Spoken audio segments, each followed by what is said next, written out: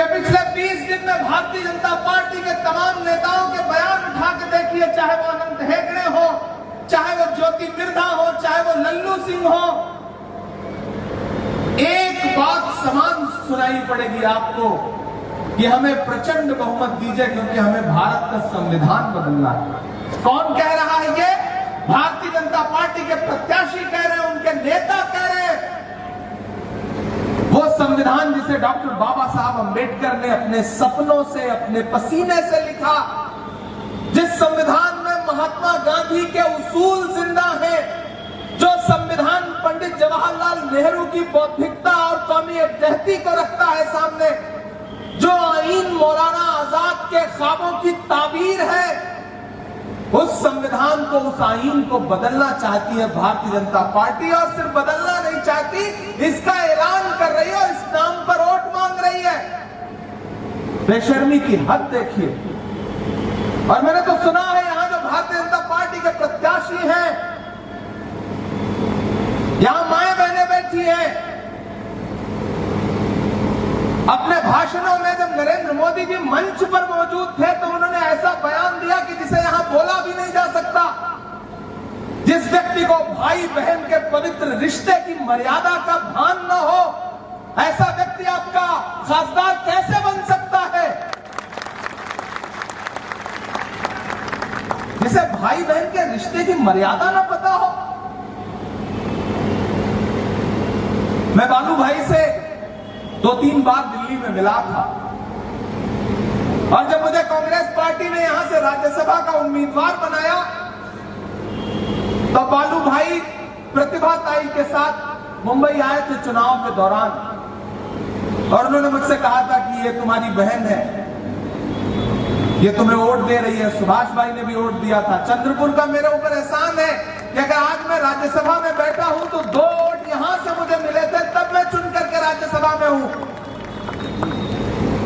वो बालू भाई की एक बात, और जिस दिन बालू भाई के बारे में हम सबको ये समाचार मिला कि वो नहीं रहे,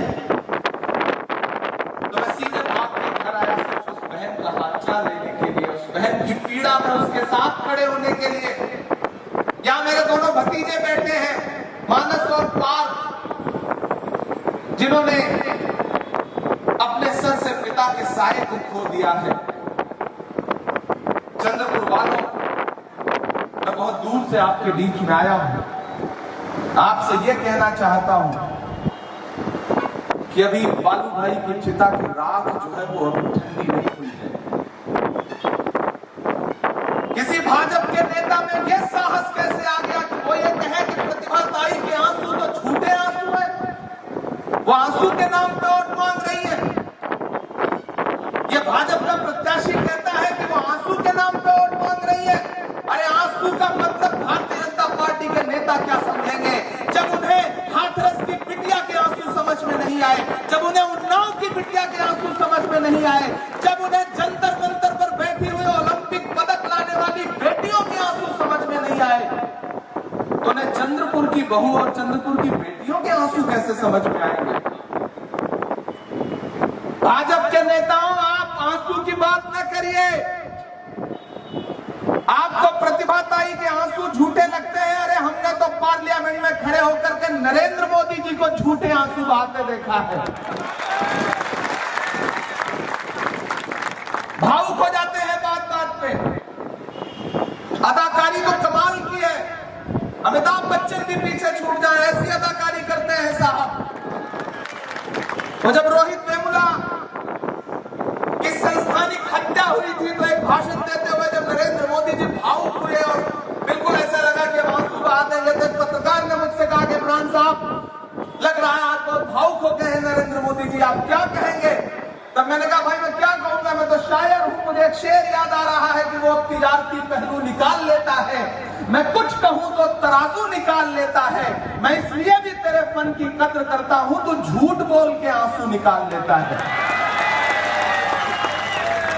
ये आंसुओं का व्यापार करने वाले लोग, आंसुओं के नाम की राजनीति करने वाले लोग, भावनाओं को बेचने वाले लोग, किसी बहन के सच्चे आंसुओं की कीमत क्या समझेंगे? मैं तो यहां खड़ा होकर के आपके जो भाजपा के प्रत्याशी हैं सुधीर जी, मैं तो उनसे कहना चाहता हूं कि मेरी पढ़ाई इलाहाबाद विश्वविद्यालय में हुई है। मैं गंगा और जमुना, दो जो पवित्र नदियां हैं, उनके घाट पर बैठ करके कविताएं लिखता रहा हूं। सुधीर जी, अगर आप में साहस है तो आप प्रतिभाताई के आंसुओं की जांच करा लीजिए। गंगा जल जैसे पवित्र आंसू हैं ये, जिनका आप मजाक उड़ाना चाहते हैं। चंद्रपुर वालों,